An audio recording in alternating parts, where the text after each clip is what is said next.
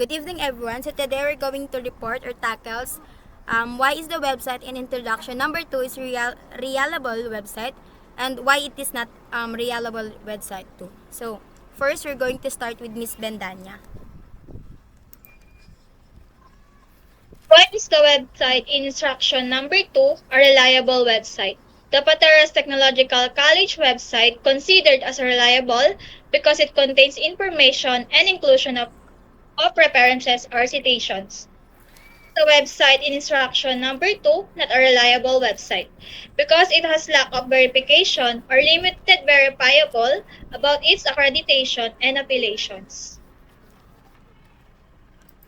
Okay, thank you for that, Miss Bendanya. Second is why is the website in introduction number two is reliable website. So the website is a valued source of information for both current student within the PTC campus and individual interested in learning about PTC within comprehensive details of all aspects of the campus. It is served as a reliable guide for beginners looking to inquire or become familiar within the school, from essential information about our mission, vision, and core values to specific regarding campus facilities and academic programs. The website offers everything necessary for throughout understanding of PTC, whether you are already part of our community or seeking to join us.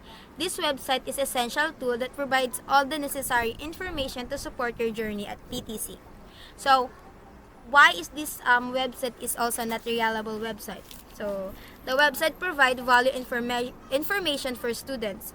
However, at it is owned by the school, it is exclusively features articles and information that highlights the school's strength and accomplishment, while omitting any negative aspect that could tarnish its reputation. It is worth noting that the website is overseen by the school officials. Next is Familiar. The first three YouTube links provided are unreliable due to several factors. Videos on YouTube, especially those not from verified or authoritative sources, often lacks the credibility, peer review, and educational oversight found in more formal publications. This absence increases the potential for misinformation and biased content, making it difficult to verify the accuracy of the information presented. In contrast, the website for Pateros Technological College is reliable as it belongs to an established educational institution.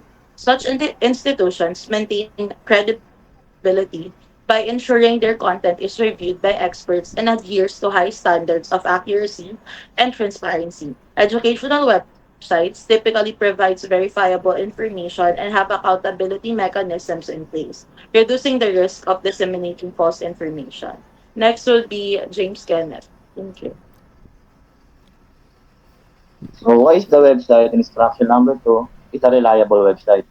The website is reliable because it is the official site of Material Technologies College, providing authoritative and direct information about the institution's programs, admission, and services. Next is why is the website instruction number 2 is not a reliable website. The website might be considered unreliable because it has a dated design and limited activity, which can indicate that it's not regularly maintained, updated with the latest information. Next.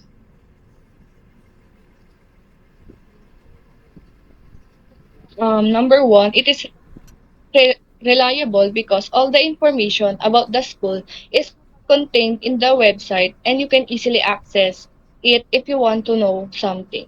Number two, one reason why the website of school in the instruction may not be reliable due to outdated information. Next will be Jerry.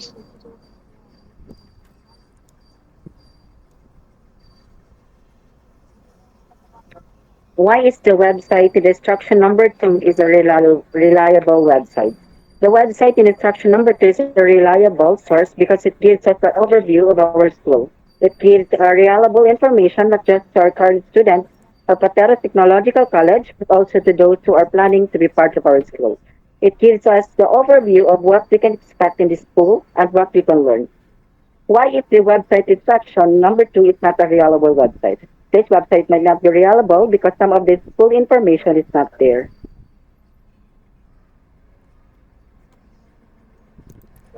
Next is The website of Pateros Technological College may be considered reliable because of the website is likely to be maintained updated information.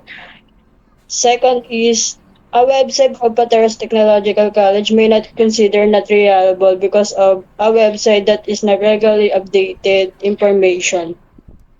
That's all. To summarize everything, the Pateros Technological College website is considered reliable for several reasons. Fatima notes that it provides comprehensive, accessible information about the school. Chris mentions it is reliable for students and outsiders who wants to know more about PTC or Pateros Technological College. James emphasizes that as the official site of an established educational institution, it adheres to high standards of accuracy and transparency with content typically reviewed by experts. Hannah points out the inclusion of references and citations, further supporting its reliability. Additionally, the website gives an overview of school information and plans, making it a useful source. However, potential issues Nasa such baba, as nandun sa outdated baba. information, Hanapin mo. noted by Fatima and Mary, limited updates, the exclusive presentation of positive feedback, and the absence of all important information. Jarek also mentions its reliability. In contrast, I discuss why YouTube links, especially those not from verified sources, are generally unreliable due to a lack of editorial oversight and the high potential for misinformation. This lack of credibility makes it difficult to trust the information presented in such videos. Thank you.